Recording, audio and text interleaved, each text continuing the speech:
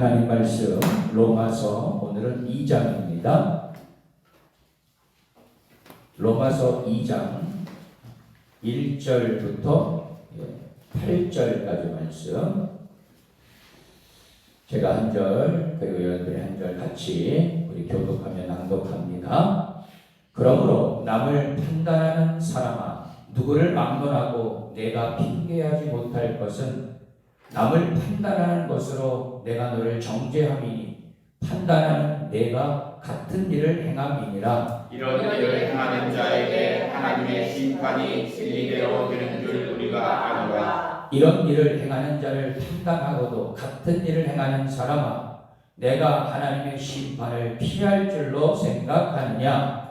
내가 하나님의 인자하심이 너를 인도하여 회개하게 하심을 알지 못하여 그의 인자하심과 용납하심과 길이 참으심이 풍성함을 멸시하느냐? 다만 내 고집과 회개하지 아니한 마음을 따라 진노의 날 곧 하나님의 의로우신 심판이 나타나는 그날에 이말 진노를 내게 쌓는도다. 하나님께서 각 사람에게 그 행한 대로 보응하시되 참고 선을 행하여 영광과 존귀와 썩지 아니함을 구하는 자에게는 영생으로 하시고, 오직 강을 지어 진리를 따르지 아니하고 우리를 따르는 자에게는 진노와 분노로 하시리라. 아멘. 할렐루야. 살아계신 우리 주님을 찬양합니다. 하나님의 크신 은혜와 평강 그리고 영적인 은혜와 축복이 오늘도 이곳에서 또 각 처소에서 예배하시는 여러분들 모두에게 함께 하시기를 축원합니다. 매일매일 이 새벽을 깨워서 하나님을 예배하며 주님을 찬양하고 경배하는 우리 모든 성도들 날마다 영성 있는 그런 믿음 있는 자들이 될 수 있기를 바라고, 말씀과 기도로 거룩하여지는 우리 모든 성도들이 되시기를 축원합니다. 오늘 저녁 시간에도 계속해서 우리 추수감사절 준비와 개인 영성 회복을 위한 이제 금식 기도회가 저녁 시간에도 계속 있습니다. 저녁 7시 30분입니다. 여러분들 저녁 시간에도 다 나오셔서 우리 함께 기도의 강가로 그리고 은혜의 강가로 나아갈 수 있게 되기를 축원합니다. 오늘도 승리의 날로 은혜의 날로 선포하노라. 아멘. 자, 따라합니다. 은혜를 오용하지 말라. 은혜를 오용하지 말라. 예, 참고로 이 오용이라는 말은 잘못 사용한다는 그런 말이죠. 그래서 은혜를 오용하지 말라, 은혜를 잘못 사용하지 말라라는 말씀의 제목을 가지고 함께 은혜를 나누도록 하겠습니다. 미국의 유명한 영성학자가 계신데 리처드 포스트라고 하는 분이십니다. 그런데 이 리처드 포스트는 오늘날 인간 사회가 당면한 가장 큰 문제가 바로 뭐냐? 바로 영혼의 깊이가 없는 사람들이 많아지고 있다는 거예요. 오늘날 많은 현대인이 영혼의 깊이가 없는, 마치 풍선처럼 가볍다는 말입니다. 그런 풍선은요, 모양이 있어요. 뭐 작게부터 이만한 그런 크기를 가지고 있지만 어떻게 해요? 둥둥 떠다녀. 얄팍한 영성의 깊이로는 지금 이 현대를 살아가는 이 복잡한 기술 문명과 정보 사회의 중압감을 감당하지 못한다는 것입니다. 그래서 풍요로운 것 같지만 우리 인간의 지금 삶의 형태가 어떻습니까? 여러분, 우울증, 여러분 이 조현병 등과 같은 이 정신적인 질병이 지금 난무하고 있어요. 또 스트레스가 온 사회에 만연해 있습니다. 예컨대 여러분 이 인터넷이라고 하는 것, 인류 문명이 이룩한 가장 놀라운 과학 기술 중에 하나가 바로 이 인터넷인 것이죠. 그러나 이 인터넷과 관련하여서 문명 비평가들은 그 부작용을 만만치 않게 강조하고 있습니다. 2011년도에 나온 책이에요. 미국의 베스트셀러 작가인 니콜라스 카라고 하는 이 사람은 생각하지 않는 사람들이라고 하는 이 책을 통해서 아주 우회적으로 그것을 비판해주고 있는데, 그런데 이 책의 부제가 뭐냐? 인터넷이 우리의 뇌 구조를 변화시키고 있다라는 부제목을 달고 있어요. 하버드 비즈니스 리브 편집장을 지냈고 IT 분야에 유명한 이 칼럼 리스틴, 그는 인간이 인터넷을 사용하면서 방대한 정보의 접근이 가능해지고 네트워크도 넓어졌다라고 인터넷의 유용성을 언급은 했지만, 그 대가로 모든 인간들이 무엇이 만약에 부족하게 되느냐? 집중력이 상실했다는 거예요.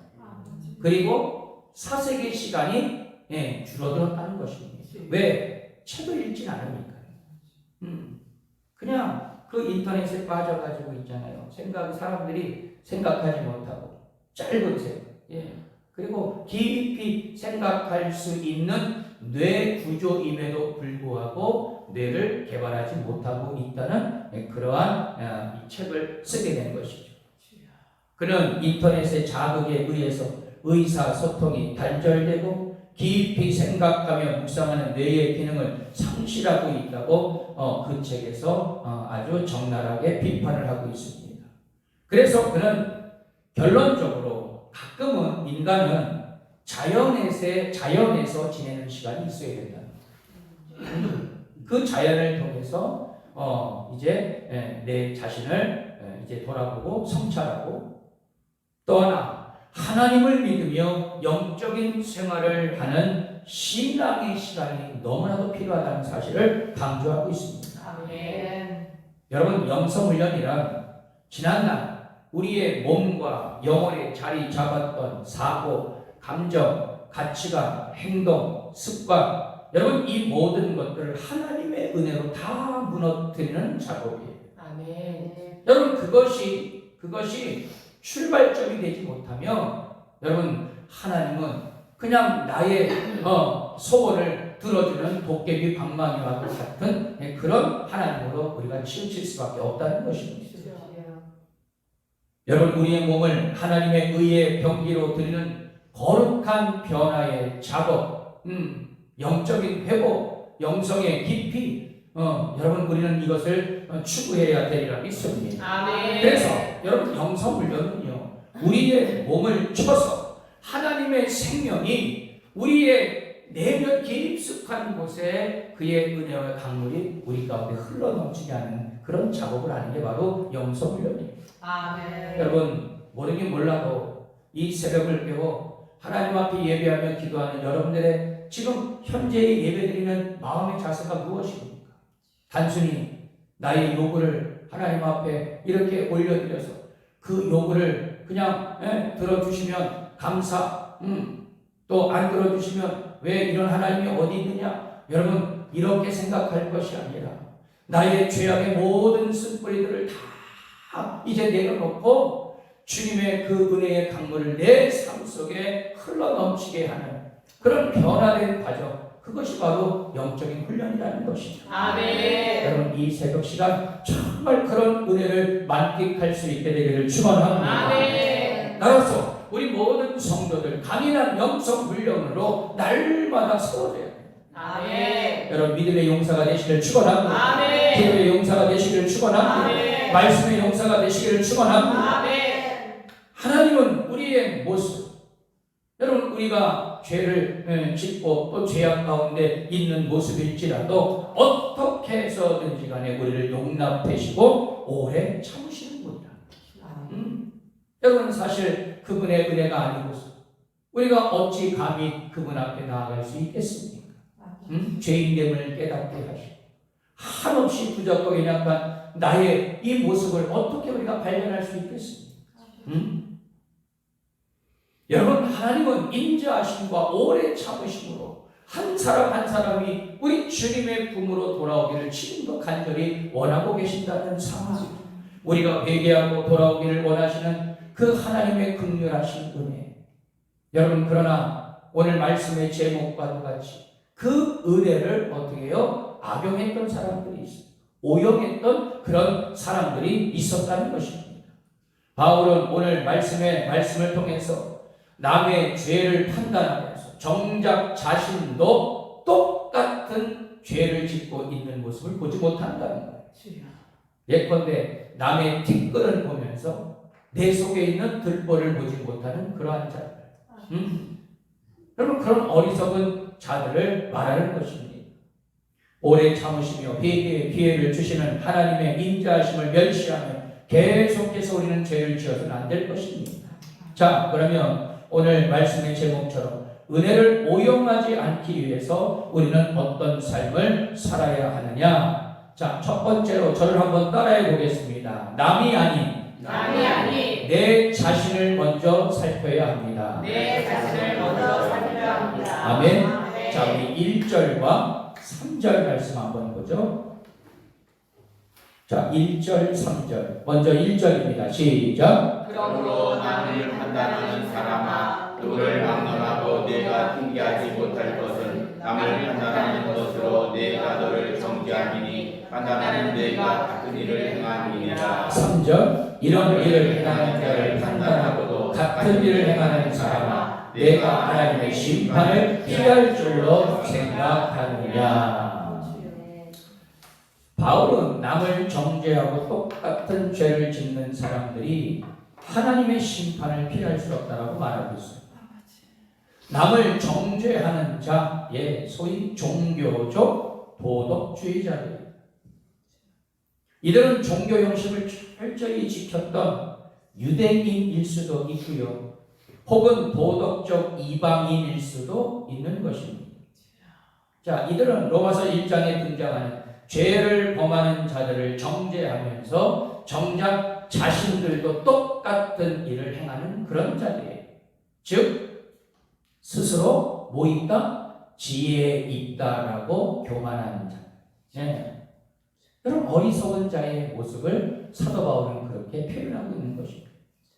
바울은 이런 위선적인 자들이 결국 하나님의 심판을 결코 피해갈 수 없다는 것을 강조하고 있습니다.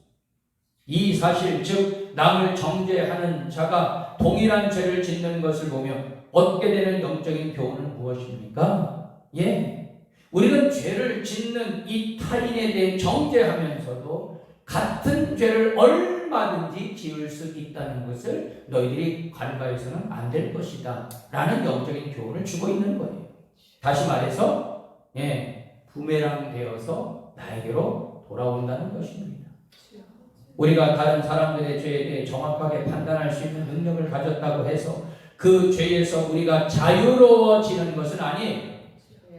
여러분, 한 사람 한 영혼 한 영, 얼마든지 하나님 앞에서 죄악을 범할 수 있는 그런 본성 가운데 있기 때문입니다.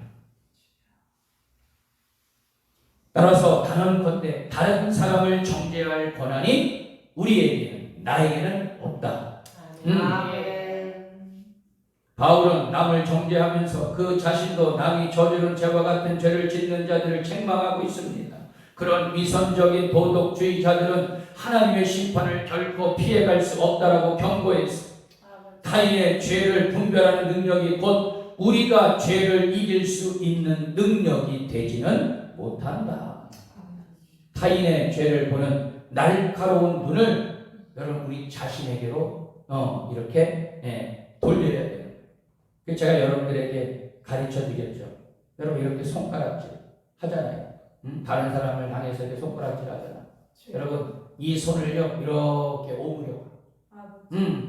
그럼 항상 이제 나를 보라고. 다른 사람 비판하고 정죄하기 전에 나를 먼저 보라고. 앞으로 여러분들 이렇게 하지 말고 이렇게 해요. 아멘. 왜 아멘 안 해요? 아멘. 아멘 하세요. 아멘. 이렇게 하지 말고 이렇게 해. 아멘. 여러분 내 자신을 먼저 돌아본다면 여러분 다른 사람 정죄하고 비판할 이유가 없어요. 여러분 다른 사람의 죄가 아닌 우리 자신의 죄에 대해서 우리는 더욱더 민감하게 살펴야 될 것입니다. 남을 판단하고 다른 사람을 정죄하면서 우리도 똑같은 행동, 똑같은 죄를 얼마든지 지을 수 있다는 것을 사도 바울은 계속해서 우리에게 강조하고 있습니다. 다른 사람의 잘못된 모습 냉정하게 판단하면서 자신의 잘못에 대해서는 얼마나 합리화를 시키고 관대한 태도를 그렇게 취하고 있습니다. 타인을 판단하고 정죄하기 이전에 자신을 먼저 돌아볼 필요가 있는 것이죠. 남들에게 적용하는 판단 기준을 자신에게 적용했을 때 과연 내 자신은 어떤 모습일지를 늘 우리는 생각을 해 봐야 하리라 믿습니다.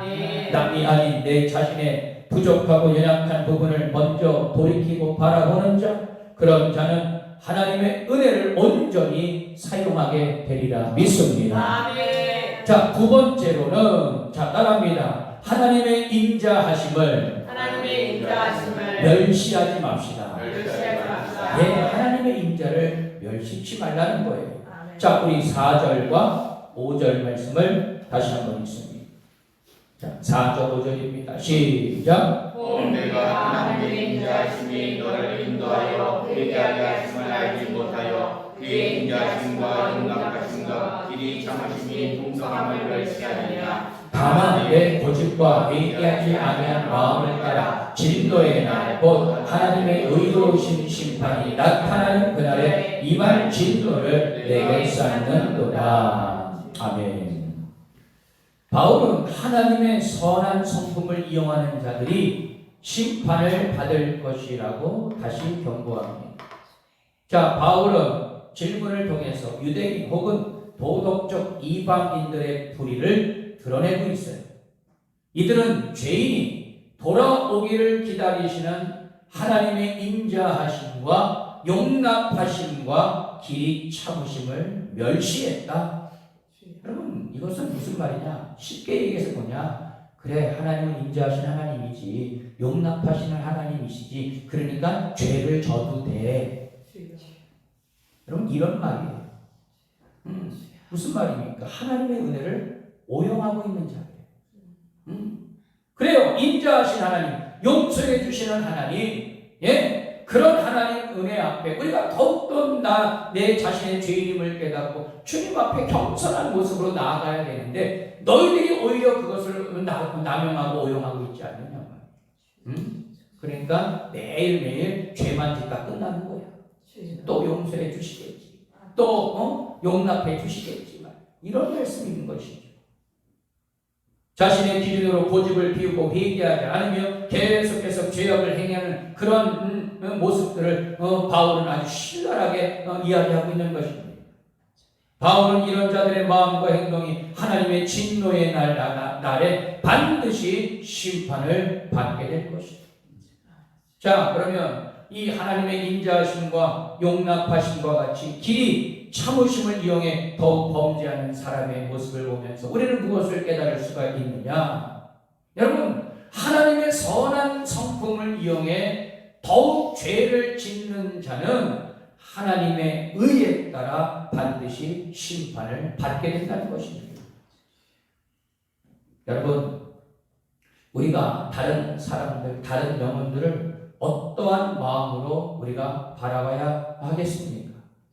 여러분, 오직 우리는요, 하나님의 시선으로 천하 모든 만물보다 귀하지 않을까라는 그러한 주님의 마음으로 한 영혼 한 영혼을 바라봐야 되는 것입니다. 아멘.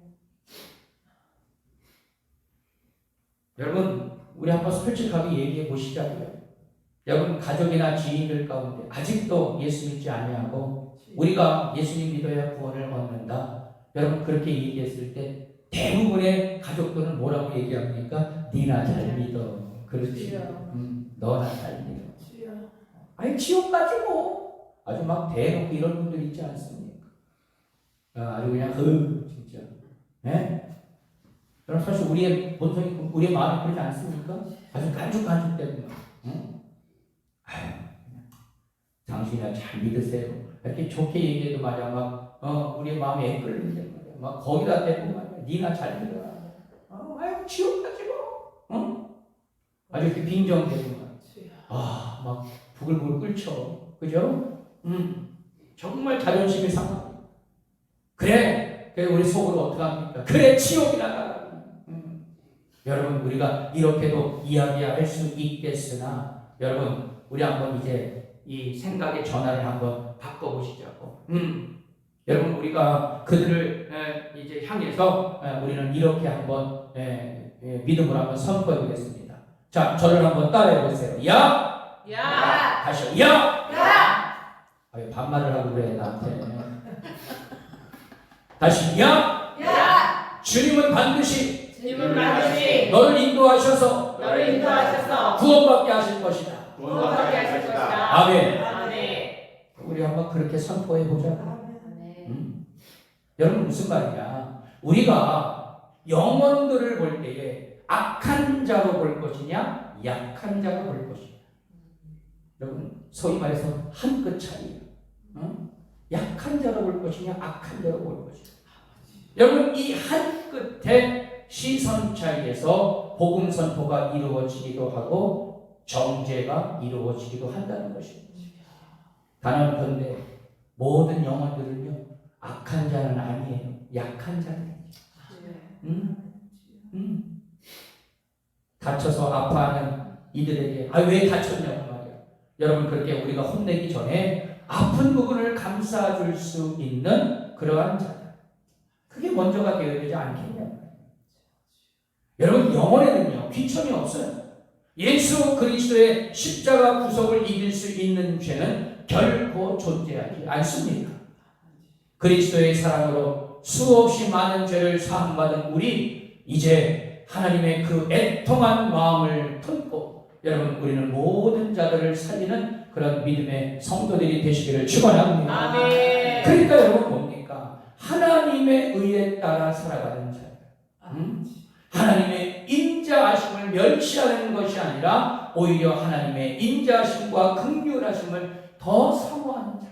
아멘. 그렇기 때문에 이제 나는 더 이상 죄악 가운데 거하는 자가 아니라 하나님의 의를 추구하고 하나님의 나라가 하루빨리 이 땅 가운데 실현될 수 있도록 우리는 끊임없이 영원 사랑의 마음, 아비의 마음으로 그렇게 살아가는 그런 믿음의 성도가 되어야 하리라 믿습니다. 아멘. 여러분 하나님은 우리를 기다려주시며 기회를 주시는 분이에요. 우리가 죄에 빠져 있을 때에도 깨닫게 하시고 돌아오기를 간절히 바라시는 분이십니다. 아멘. 어제도 제가 말씀을 드렸다시피 하나님은 쉽게 징벌하시기보다는 무엇을 주신다? 회개의 기회를 주신다. 아멘. 그런데요 그 회개를 하나님은 하시기를 원하시지만 여러분 그게 단정된 게 뭡니까? 우리가 이 땅에 살아갈 때만 그것도 회개가 가능하다. 여러분 하나님 앞에 회개하지 못한 것이 있으면 빨리 회개하세요. 그리고 돌이키세요.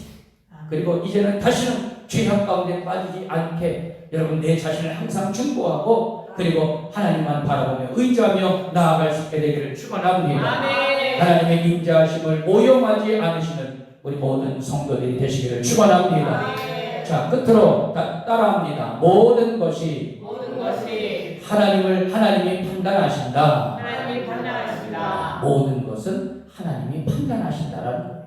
자 우리 6절 말씀 보겠습니다. 짧은 한 절입니다. 6절 다 같이 읽습니다. 시작. 하나님께서 각 사람에게 그 행한 대로 보응하시되. 아멘. 자 바울에 따르면 하나님은 각 사람이 행한 대로 보응하시는 분이십니다. 그분은 인간의 모든 마음을 꿰뚫어 보시는 분이시죠. 또한 감추어진 모든 은밀한 행동을 감찰하시는 그러한 분이십니다. 하나님은 인간의 마음과 행동을 공평으로 심판을 하십니다. 7절 말씀을 여러분 보십시오. 참고 선을 행하여 영광과 존귀와 썩지 아니함을 구하는 자에게는 영생으로 하시고. 무슨 말입니까? 인내로 선을 행하며 영광과 존귀와 썩지 아니함을 구하는 자에게는 영생을 주신다. 할렐루야. 그러나 8절 말씀을 보십시오. 당을 지어 진리를 따르지 아니하고 불의를 따르는 자에게는 진노와 분노를 쏟아내시는 하나님이시다. 여러분 하나님의 기다리심에도 끝이 있다는 것입니다. 내가 되면 그분은 반드시 우리의 행위대로 판단하시고 보응하십니다. 이게 바로 사도 바울이 생각하고 있는 하나님의 보응의 원리였어요.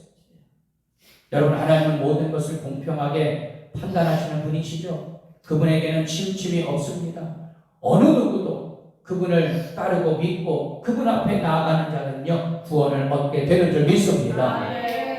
하나님은 모든 사람을 각각 행위에 따라 판단하시고 그에 따른 결과를 돌려주시는 분이시다. 바울은 하나님이 각 사람에게 그 행한 대로 보응하시는 분이라고 말을 합니다. 선을 행하는 자에게는 영생으로, 그러나 불의를 따르는 자에게는 분노와 진노로 보응하신다라고 결론을 내리고 있어요. 사랑하는 성도 여러분, 사람을 판단하시는 분은 하나님이십니다. 우리는 종종 사람의 시각과 사람들의 판단을 두려워할 때가 얼마나 많은지 몰라요. 여러분, 왜 우리가 다른 사람을 의식하냐? 여러분, 하나님 앞에 내가 정말 진실하다고 하면 여러분, 다른 사람의 여러분 그러한 이야기를 여러분 듣지 않아도 돼요. 그래서 그러나 이 사람들의 대부분의 사람들은 이 다른 사람들의 평가에 얼마나 민감한지 몰라요. 다른 사람이 나를 어떻게 생각할까? 다른 사람이 내가 이렇게 하면 어떻게 말을 할까? 그래서 있잖아요. 다른 사람들이 보기에는 선하게 마치 거룩한 척 그렇게 살아가지만 사람이 보지 않을 때는 악하고 게으르고 심지어 하나님 없는 삶을 살아가는 자들이 얼마나 많은지 몰라요. 그러나 여러분, 사람은요, 다른 사람을 속일 수는 있어도 하나님을 속일 수는 없어요. 명심하십시오. 여러분, 우리는 늘 어디에 있든지, 내가 교회 안에서든 세상 밖이든 내가 혼자 있을 때 늘 우리는 호랑대로 하나님 앞에 서 있는 자로 그렇게 살아가야 되리라 믿습니다. 바울이 말하는 것처럼 우리의 모든 것을 판단하실 분은 오직 하나님이시다. 할렐루야. 여러분, 모든 것을 하나님이 판단하시는 내 뜻, 내 주장, 내 경험, 하나님과 다를 수 있다는 사실. 여러분, 우리가 기도할 때도 마찬가지입니다. 요즘 계속 이 기도에 관해서 여러분들에게 말씀을 드리고 있지만 기도도 마찬가지예요. 물론 내가 하나님 앞에 아랠 수는 있어요. 내 마음, 내 소원을 아랠 수는 있어요. 그러나 그것을 응답하시든 혹은 내 기준에서 응답하지 않으시든 그것은 다 하나님의 뜻이라는 거예요. 아직 때가 안 되었을 때 하나님은 응답하시지 않아요. 왜? 줘도 그것을 잘 행할 수가 없어. 그러니까 여러분, 우리가 기도하면서 철저하게 하나님의 뜻을 구하는 자들이 되어야 된다는 거예요. 하나님은 때가 되면 우리가 행한 대로 보응하여 주시리라 믿습니다.